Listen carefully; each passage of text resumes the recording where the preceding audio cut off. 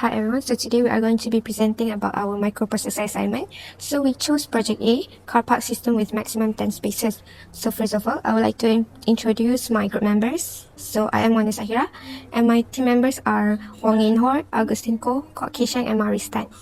So for the block diagram, there are two buttons that act as a sensor on the input. So button 1 is pressed when the car enters, and the button 2 is pressed when the car exits. So for the microcontroller, it will update the car count based on these inputs. So for the output, there are common and not segment display that shows the vacant space or full status when there are no parking space. So for the LED green, it will light up to show the car park availability. So next is circuit schematic. So this circuit interfaces a single-digit common and 7-segment display with microcontroller that operates at 3.3 volt. So the microcontroller functions as the main controller that manages both input and output operations of the car park sensors. So this system uses a custom 7-segment decoder implemented in software rather than relying on the external decoder. So each segment of the common and 7-segment display is connected directly to the individual GPIO pins through the current limiting resistors for the protection. So the microcontroller output custom logic patterns to these pins to form the required digits or characters. So there are two push buttons that act as a sensor for enter and exit are connected as active high digital inputs to allow vehicle tracking, while the active low green LED simply indicates the availability of overall parking slots. So for the next part, we have the hardware setup. The first one is the neutral MCU, connection, jumper wires for connection, and all the resistors are the current limiting. For the next part is the 7-segment display is to show the vacancy of the parking slot, and the green LED is to show the availability of the parking slot. And both of these button is to act as the sensor, which this one is for the car to enter, and this is the car. All of the input are active high, and the output will be active low. So now we are going to discuss about the flowchart of our car park system. And the first, we will initialize all the necessary parameters for the system, and then display the air on the LCD screen and turn on the green LED for the initialization.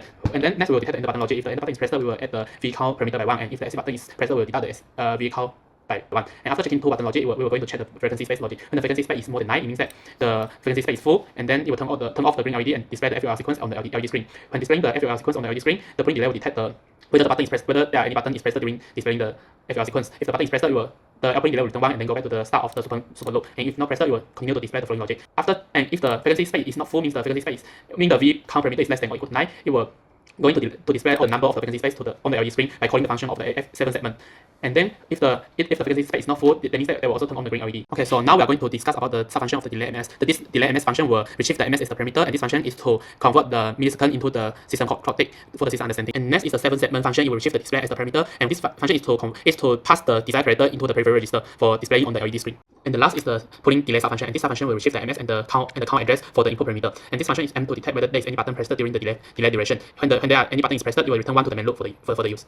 Next, I'll give an explanation on the C language code being constructed for our car park system project. Start with the main.c file. First, there is preprocessor directives, which include all those necessary libraries. Then comes the function products, which tells the compiler that those functions will be defined afterwards. We trying to enable peripheral clock. Here's some sort of register manipulation. First, we trying to set the PA1 to PA8 as output mode. So first, we clear the slots that we use, and then we set to 01, which is the general purpose output mode for every single slots from mode 1 to mode 8. Coming into the peripheral register manipulation part, first we try to set the port PD0 and PD1 as we will configure the PUPDR peripheral register to configure for the pull-up pull-down mode. So to use those slots, we first clear it, and we set 10 for each slots, which respective to the pull-down mode. At line 48, I implemented the 7-seg function to show A, and in the line 50, I enable the display of the active low green LED as well by enabling the 8 bit on the peripheral registers.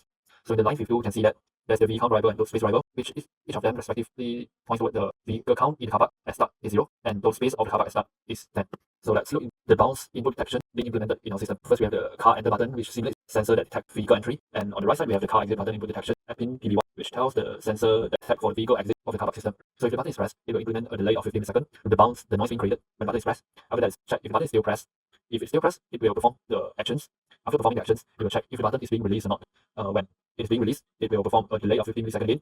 So here is the logic that it will first dim the green LED, then will display the full on the 7-segment display. The whole full display sequence will take approximately about 2 seconds by displaying FULL characters individually each time. Moreover, to allow intercepting with button among the 2-second display, polling delay is being during the normal state. It will just show those vacant space available in our car park, the hex digit, as well as lighting up the green LED.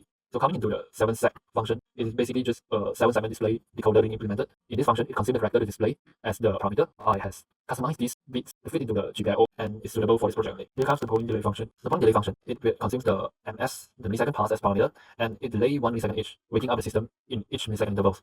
If the exit is detected as input during the intervals, it will compute the vehicle count to decrement using pointer. Thus, the system quit from the full parking status. Next comes into our delay.h header file. Most importantly, this header file explains that Nuclear L432KC MCU, its default raw clock signal is at 4 MHz. So here's the main logic for delay function. It's configured through the system core peripheral registers of Cortex M4. It's configured to down counting every single millisecond in the clock ticks every loop. It converts the 4 MHz of oscillation into clock ticks and down counting it until the count flag at the STK CTRL peripheral register reach 0 in every millisecond loop implemented. So let us continue to our last part of this video presentation, which is the hardware verification. In this part, we will undergo 5 tests. For the first test is the full capacity test. When the car enters into the parking slot, the counter will decrease from A, which is 10 in hexadecimal form, into 0 and then display full sequence. So for the second test is the exit indirect test. Even though the full sequence is in display, if there are any car exit from the car parking slot, the counter will still increase the counter like normally until A. So for the next part is the anti-limit test, which is when the counter already display 10 empty slots, if there are cars still exiting the parking, the counter will remain at 10. So for the next test is the button holding test, which we will see whether the system will undergo like normal even though the button is being pressed like about 3 or more seconds. So as we can see, the system will undergo after the button is released. So for the last test is the button interference test. We just trigger the button like simultaneously to see whether the system will break or bug. So as we can see, the system will still remains normal even though there are several input enters to the microcontroller.